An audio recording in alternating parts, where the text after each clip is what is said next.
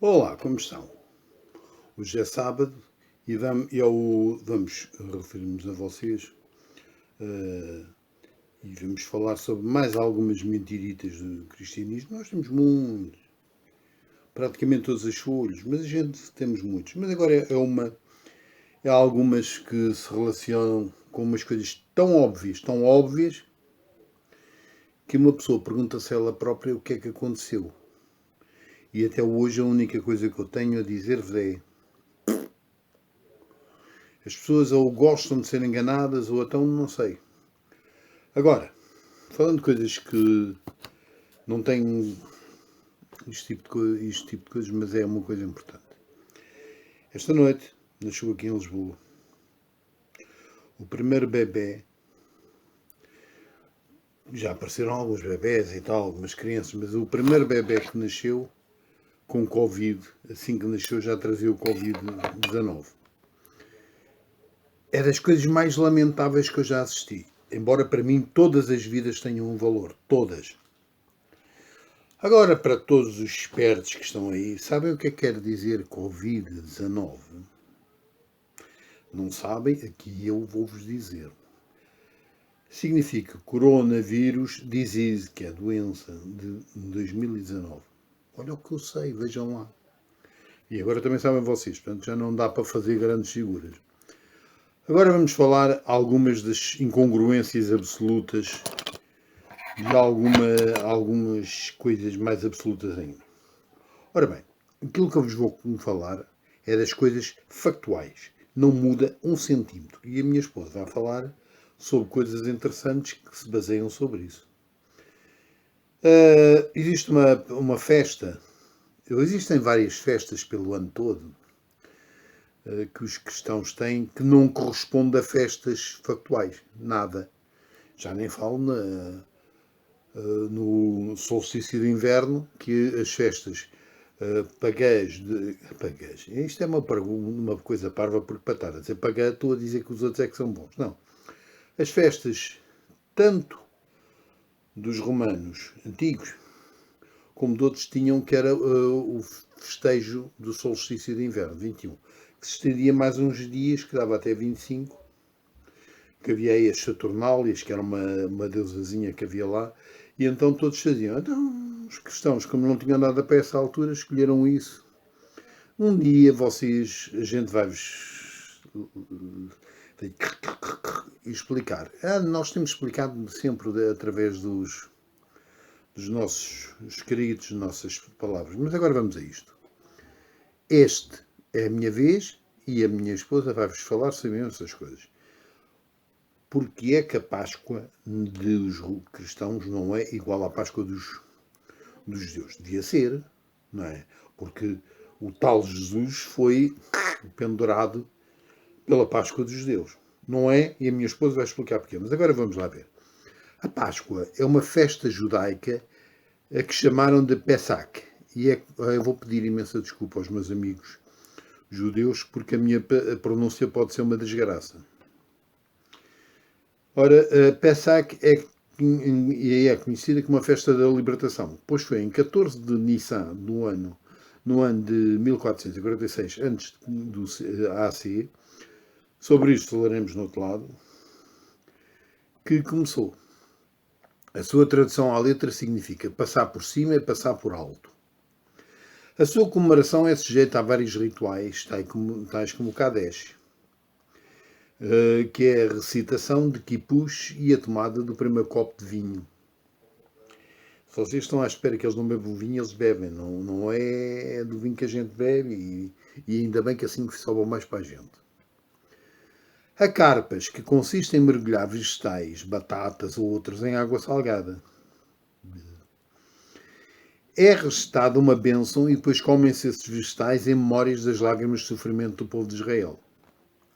O Yates, que é a divisão de matzah, em que se deambula, ou em que se embrulha o pedaço maior para aqui fora. Aí a minha pronúncia. Uma guida em que é lembrada a história do êxodo do Egito e a instituição do Pesach. Neste ritual foi instituída a recitação das 4 perguntas. E então bebe-se o segundo copo de vinho. Está a aquecer. Porrachat, já, que determina a segunda lavagem de mãos.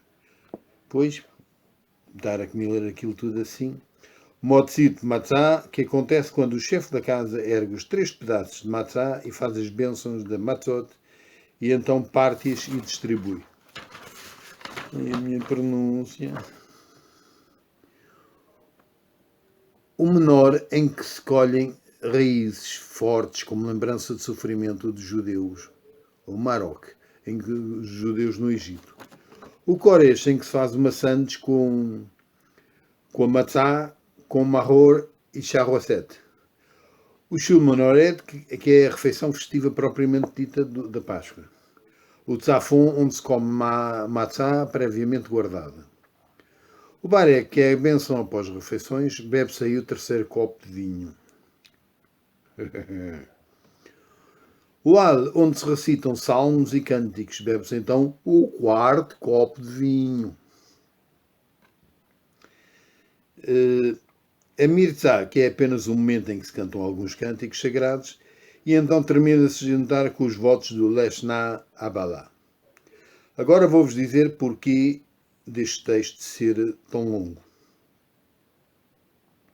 A Páscoa judaica tem como característica ritual a execução destes 12 tipos de ato.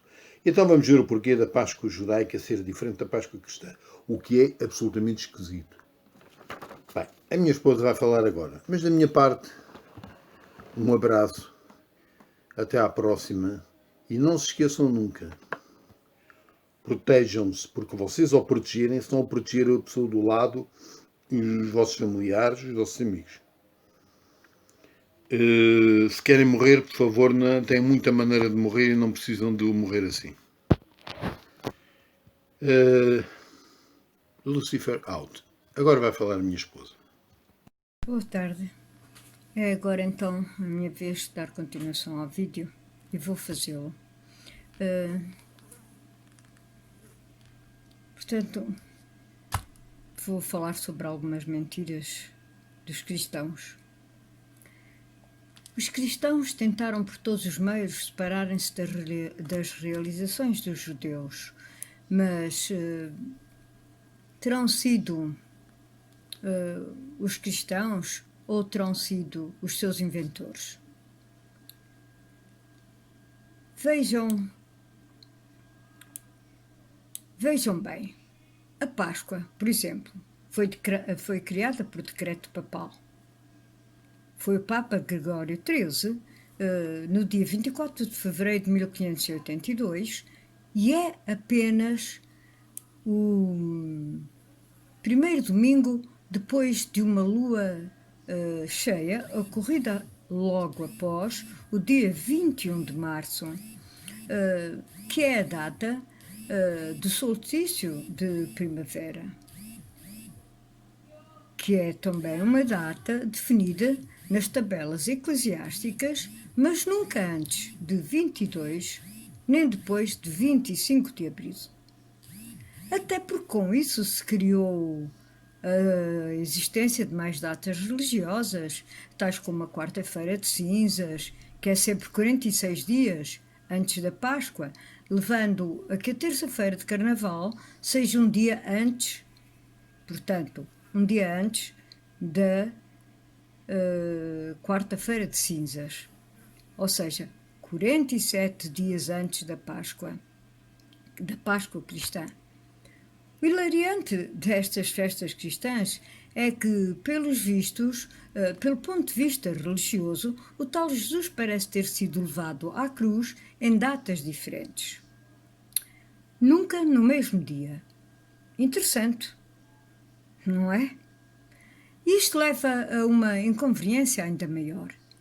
Então, nos livritos dos cristãos, diz que o tal Jesus foi pendurado numa sexta-feira e 3 dias depois ressuscitou. Verdade?